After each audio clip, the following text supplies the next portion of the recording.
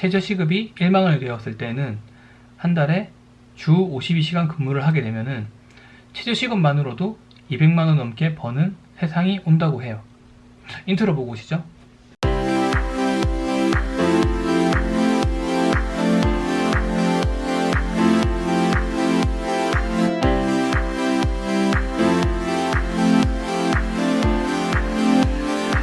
안녕하세요, 주현입니다. 오늘 말할 주제는 최저임금과 소득주도 성장에 대해서 한번 말해 보겠습니다.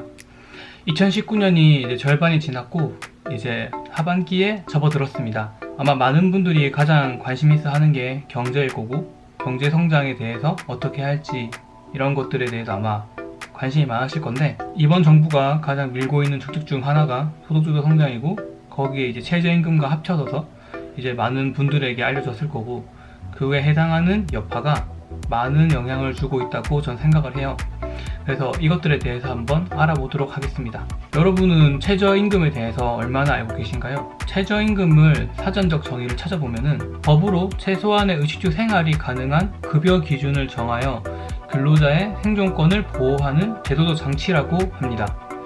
이 말이 무슨 말이냐면은, 우리가 밥을 먹고 커피를 마시고 술을 마시고 영화를 보고 이러한 문화생활 또는 개인 여가생활을 포함하는 돈이 아니라는 거죠. 진짜 정말로 최소한의 생계만 유지할 때 필요한 돈을 최저임금이라고 부르고, 최저임금이라고 하는 이 금액을 아마 많은 분들이 잘못 알고 있으실 거라고 저는 생각을 해요. 우리가 알고 있는 최저임금은 생존임금과 생활임금을 합친 거라고 생각하시면 돼요. 근데 뭔가 다른 의미로 이제 표현되다 보니까 최저임금이라는 표현을 썼고, 그로 인해서 이제 많은 분들이 최저임금이 우리가 정말 문화생활을 하는데 필요한 모든 돈을 말하는 걸로 알고 계시는 것 같아요. 그럼 한번 소득주도 성장론에 대해서 한번 알아보도록 하겠습니다. 여러분, 소득주도 성장론에 대해서 얼마나 알고 계신가요?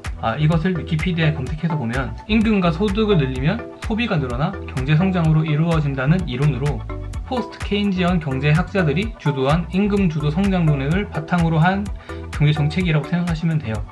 이 말이 무슨 말이냐면은, 우리의 소득이 최저임금이나 우리가 받는 소득이 증가하면은 돈이 많아지니까 돈을 많이 쓸 거고, 그러면은 이제 화폐 유통이 잘 되다 보니까 경제가 좋아질 거다라는 이러한 이론인데, 이 이론에 대해서는 올해 2019년 경제 담화를 확인해 보시면 아마 왜 등장했는지, 어떠한 이유로 등장했는지에 대해서 아주 자세하게 나와 있습니다. 경제에 영향을 주는 것을 크게 두 가지로 표현할 수 있는데, 그게 수출과 내수 시장이에요. 우리나라가 수출이 점점 부진하고 있는데 내수도 안 좋아지고 있으니까, 이 내수를 활성화시키기 위해서 최저임금을 늘려서 이 모든 사람들이 돈이 많아지게 해주자 라는 정책으로 나온 게 이 소득주도 성장이라는 건데, 이 이론이 등장하게 된 배경이 우선 포스트 케인지언 학파가 주장했을 때와는 달라요. 포스트 케인지언 학파가 주장할 당시 임금주도 성장론이 나왔을 때에는 그 당시 경제가 되게 안 좋았는데, 경제를 단기간에 좀 더 잘 살려보기 위해서 단기간적인 정책, 그러니까 임시 방편으로 한 정책이라면은,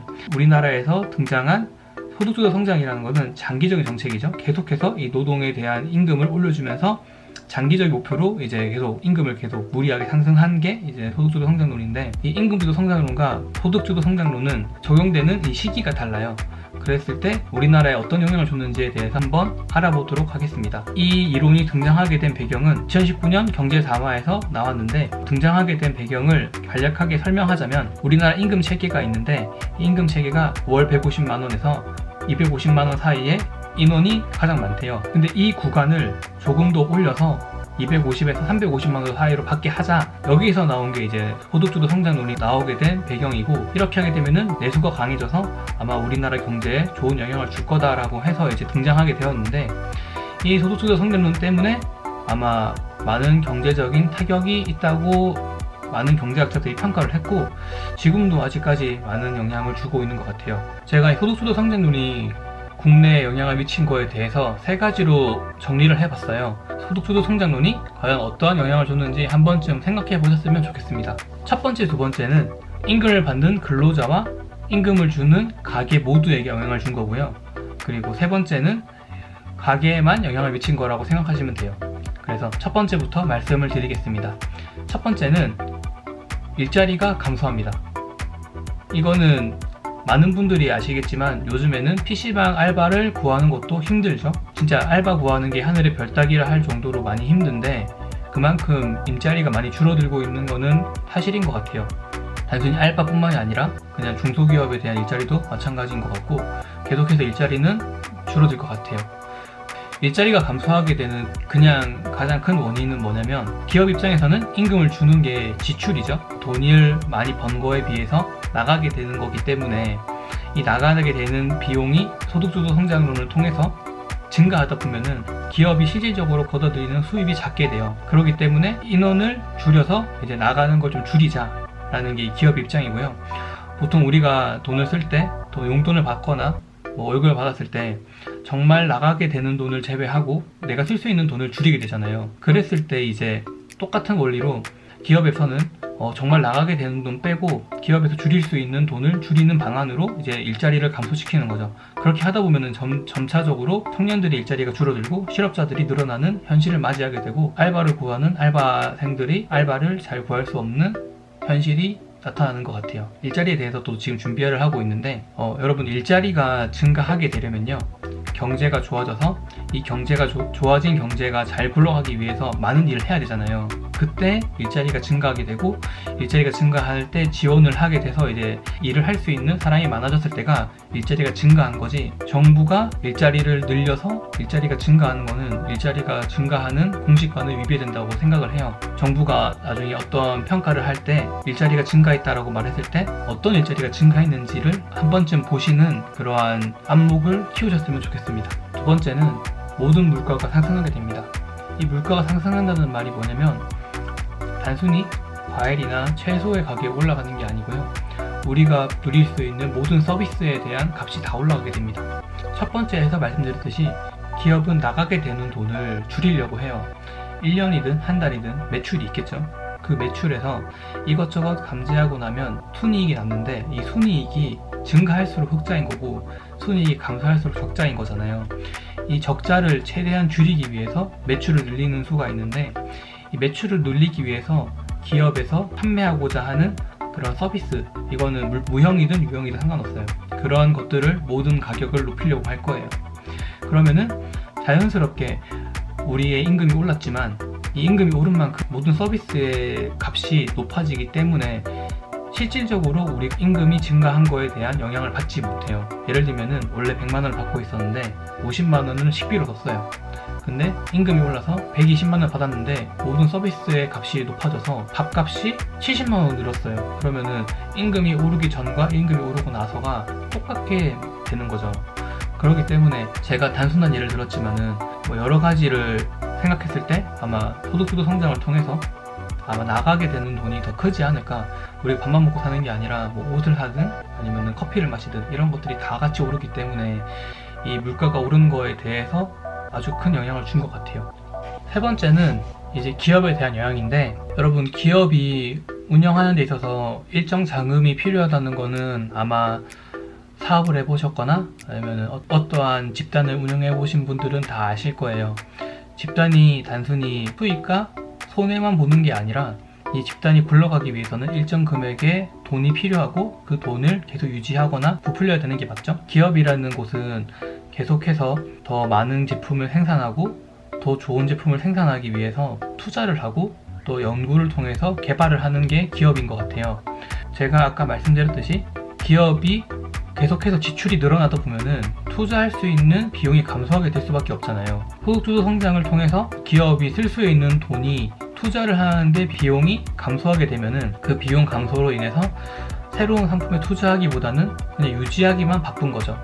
그렇게 되면은 새로운 상품과 또 새로운 투자에 대해서 기업이 계속 움츠러들다 보면은 결국에는 기업이 발전이 없이 계속 유지만 하게 되는 현상을 가져올 수밖에 없는 것 같아요.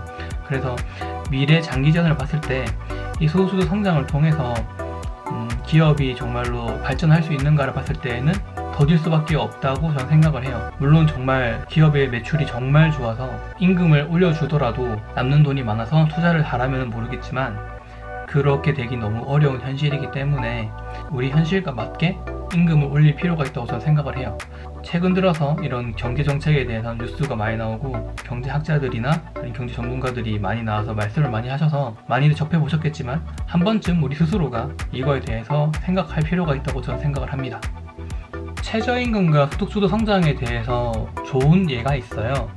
이거는 스타벅스 웨이라는 책인데 이 책 97페이지에 보면은 미국 포드사에 대한 내용이 나옵니다. 이 포드사가 직원들에게 임금을 올려주고 근무 시간을 낮춰줬다고 해요. 기업이 정말 직원들이 근무하기 좋은 환경을 만들어주기 위해서 이렇게 노력을 했다는 내용을 예시로 들었는데, 이 책 이 부분을 보면서 지금 최근에 우리나라 정책과 많이 겹치는 것 같아서 이렇게 예를 들었는데, 근로자에 대해서 대우를 해주고 하는 건 정말 중요한데, 근로자에 대해서 이제 뭔가 도움을 주고 하는 것들이 정말 나라가 해야 되는지 아니면 기업이 해줘야 되는지, 이거에 대해서는 한 번쯤 짚고 넘어가야겠다는 생각을 한 번쯤 했어요. 뭐가 정답인지는 제가 아직 기업 운영해 본 적도 없지만, 나라가 임의로 경제에 손을 건드리는 거는 경제 원리에 좋은 영향이라고 하는 예시도 못 봤고, 그러한 원리에 대해서 말하는 책도 보지 못했어요.